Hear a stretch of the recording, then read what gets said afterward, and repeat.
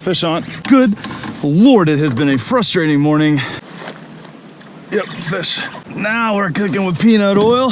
We just got here to Dead Zero Shooting Park. Dead pair. Nice. It's our first time, so. Hey! Oh, look at that. On the way up. She said I ain't waiting. Not long ago, I decided to ditch the corporate grind to pursue my passions for traveling and the great outdoors.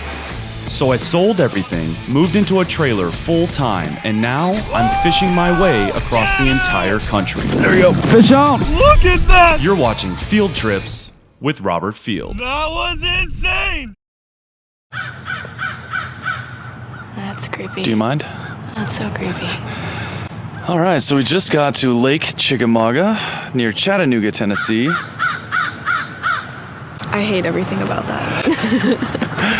As you can see, we have a little bit of fog this morning, and we are an hour and some change late, because it turns out that Pikeville, 1 hour away to the north, is a different time zone than here in Chattanooga. So we did not realize that. We would have been on time, but we were an hour late because we switched to Eastern time. But it's super foggy, and we got a bunch of guys out here with us today. We got Ryan Lambert, Shane Williams, Craig Dye, a few buddies of mine. So the guys already launched because we're late, but they haven't gone far. They're all right off the bank right now. I'm assuming waiting so they don't get run over by a boat, or they're waiting for us and we're holding everyone up. Yeah. So yeah, we're gonna get unloaded and On that note.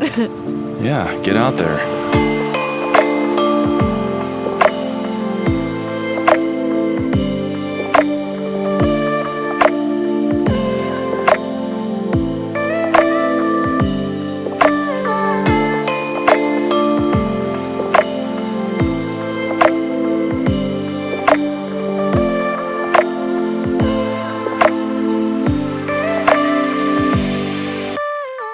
Look at this.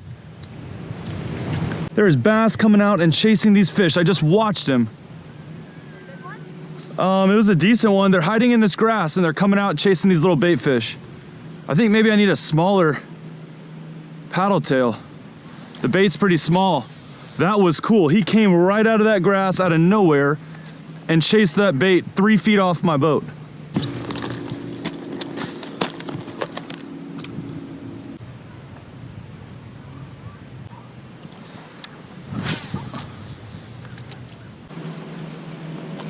Look at that, look at that.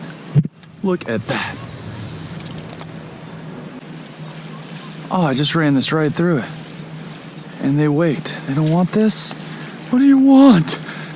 All right, so here's the deal. We had no action this morning. We got a dozen kayakers out here. There's like been 2 fish landed. Well, now all of a sudden that sun came out, and on these grass mats, every once in a while we're seeing bass coming up to the surface and waking, chasing these little bait fish.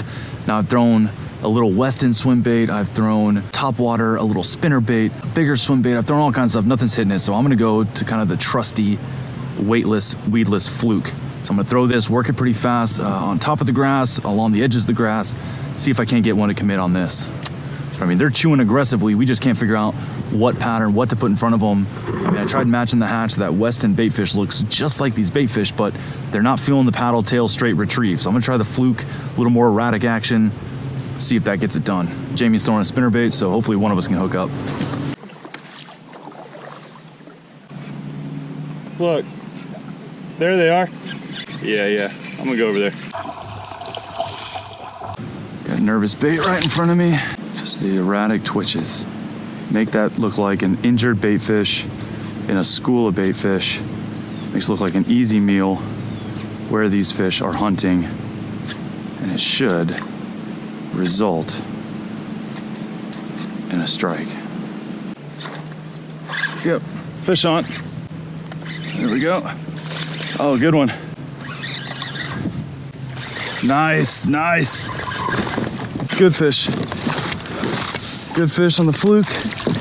Yeah, there we go. Well, now we're getting somewhere. Good Lord, it has been a frustrating morning. Fish have just not been cooperating. They're busting everywhere. Shane told me to come over here, Shane Williams, and he said that they were busting, they were actually eating, and then there it is. Just a few casts in, I saw these birds working, so I left them back there. Yeah, pretty good bass right there. Nice, now we're figuring something out. So that came on the weightless fluke. Anytime you got bass schooled up, chasing bait, The weightless fluke is never a bad idea. Oh yeah, that feels good. It's been tough. Let this guy go and see if we can't get some more. They're schooled up in here, and so where there's one, there will be more. See you, buddy.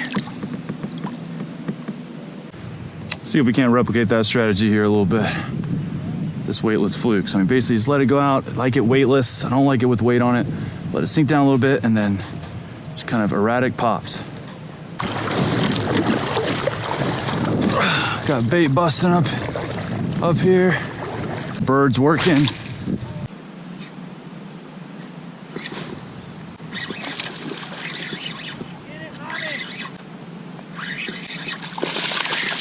Yeah.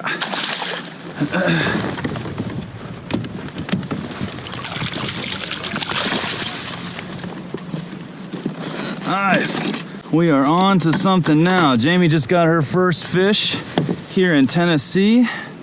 And there is number 2 for me, not as big as the first one, but yeah, these things are cruising, these bait schools, pushing them to the surface, and if you're just patient enough and wait for them to kind of start crashing on the surface, you cast in there, work this fluke, nice and erratic, and I mean, it's pretty much guaranteed you're gonna get bit. That's the second time I've been close enough to it, and there's fish number 2. Keep working this pattern. This is actually the Tennessee shad color of the super fluke, and here we are in Tennessee, and I'm pretty sure they're chasing shad, so yeah, makes a lot of sense. There he goes. Fortunately, this is the only one I got in this color, and he just ripped the head off of it, so I'm gonna kind of shorten that bad boy and see if we can't get at least one more fish off of it. All right, it's been a frustrating morning watching fish bust everywhere, but we are finally figuring something out now. Let's get some more. Oh, look at this right in front of me. I've got like 8 wind knots in this line, but they're biting, and I don't want to take the time to retie it. I like working a weightless fluke on a light spinning setup. This is the Lamiglass PK 722S, part of their Paco series of kayak rods. It's 8 to 10 pound test rated. Yeah, I think that kind of light, slow action tip really kind of gives it nice kind of whip, and it also allows you to cast this weightless bait out pretty far. Yep, fish. Nice.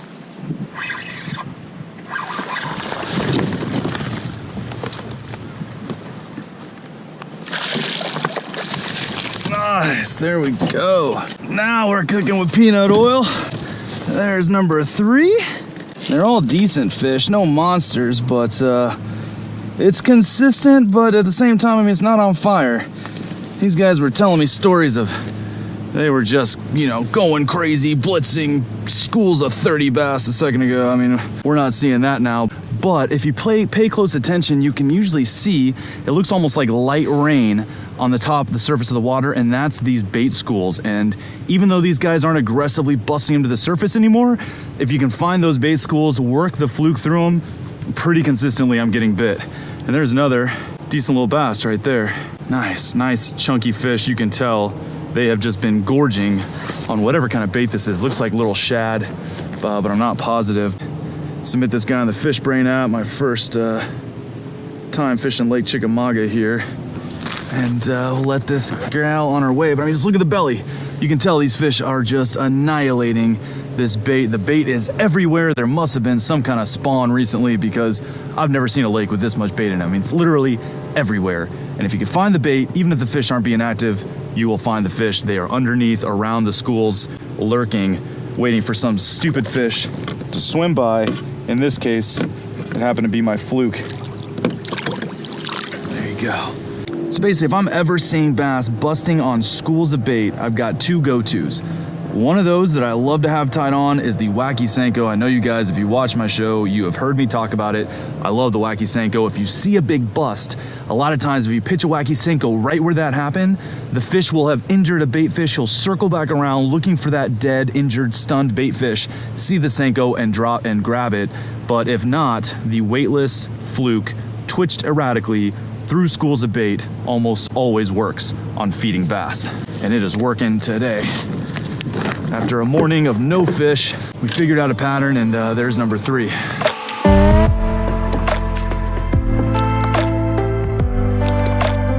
All right, right, well today was a good lesson in sticking with it, being persistent, and basically just changing baits until you stumble upon a pattern. This morning we had fish busting and chasing bait all over us. I threw, probably a dozen different baits. It would not hit anything. And finally came over here, met up with these guys.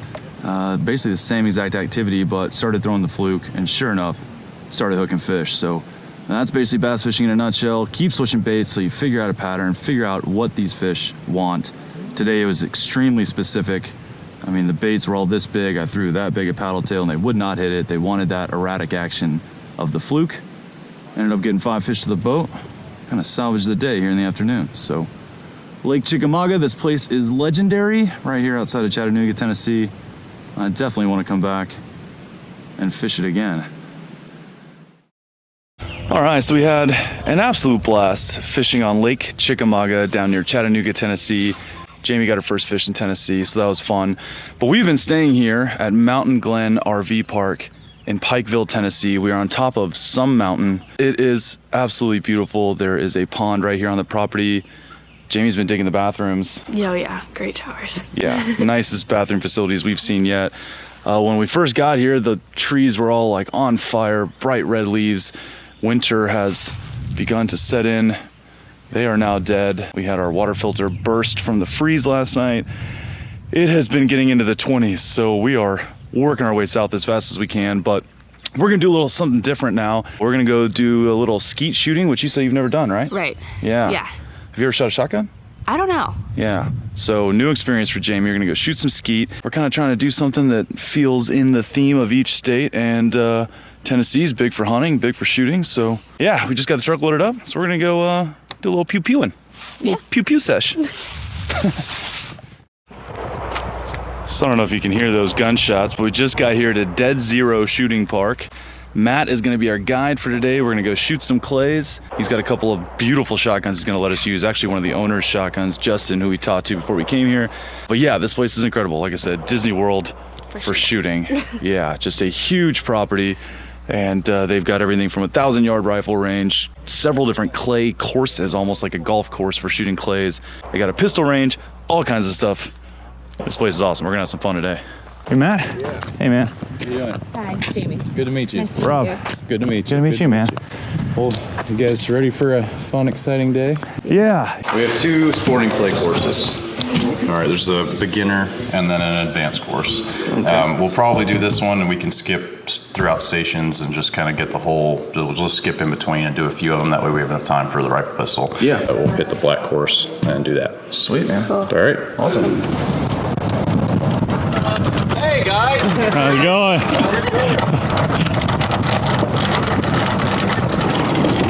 What are we shooting here? Clays. All these clays. They're gonna be up in the air. Are they the Those orange and things? green things, yep. So this thing shoots one in the air and you shoot it while it flies. Oh, yeah. Oh my god, they're so small. But I told you, the shotgun, the bullets, It it spreads out. spreads, Yeah, yeah. yeah, So yeah. it's just like shooting a bird in the air. They're not very big, but, oh gosh. I'm gonna lose, but Yeah, but if she does win, I will not do it. I will never hear the end of it. Push that over Okay. and pull down. It has an auto ejector, so it's gonna pop those shells out.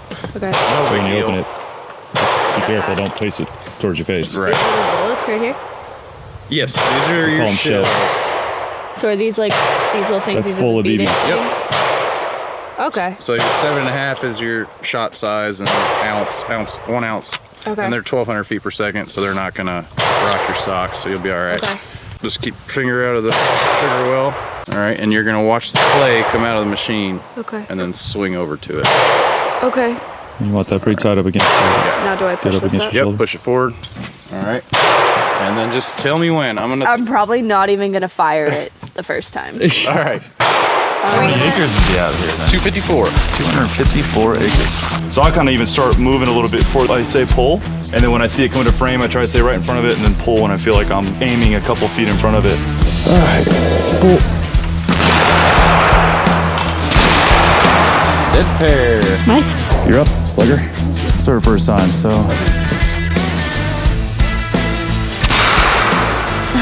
You're a little above it. Yeah. Yeah, I hit the tree. All right, so this is the first station that's a true pair. Both clays flying at the same time. I'm 0 for 2 so far. Third time's a charm. All right, pull. Third time was not a charm. Yeah, well, the 0% ratio can't go down much, so this is cool, man. It's like golf. Golf with shotguns. Definitely more fun. Boom! Dead center. Nailed that one. Pull.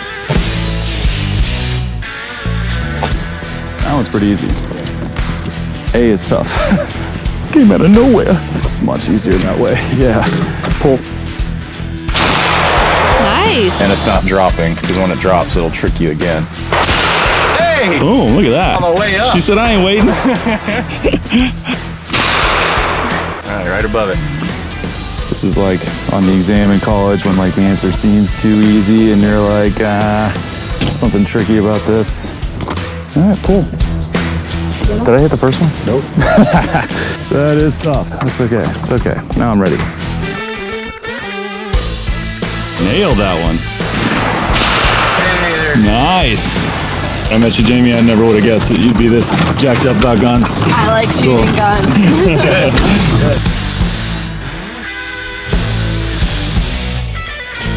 Just got done with the clay shooting course, and now we're gonna shoot an assault rifle. So yeah, Jamie shot some rifles in Pennsylvania, but this is a kind of a big boy. So should be a cool experience.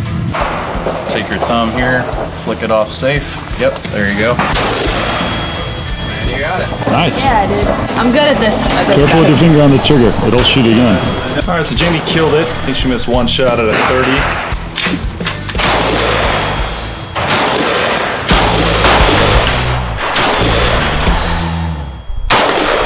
I'm Justin, by the way. Yeah, Rob. Great Nice to meet you. man. Yeah, you Thanks told me I was all covered in blood. Yeah, you told us you were, Nice to meet you were you. busy, preoccupied.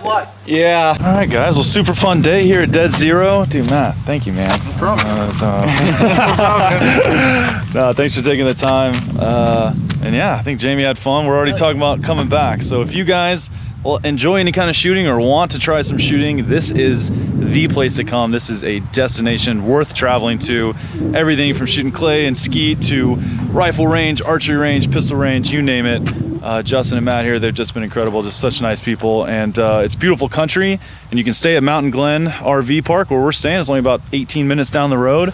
And I mean, you could come out here and spend like a long weekend and probably not do everything. So, and definitely maybe sometime next year they'll have this 1,000-yard rifle range with some like groundbreaking technology in the civilian space at least. So look for that coming soon. There's links down in the description to find this place, but it's incredible. It's worth the trip. We're gonna come back maybe next month. Drive up from Alabama. It's that good. We'll be back. Thanks again, man. Awesome. No problem.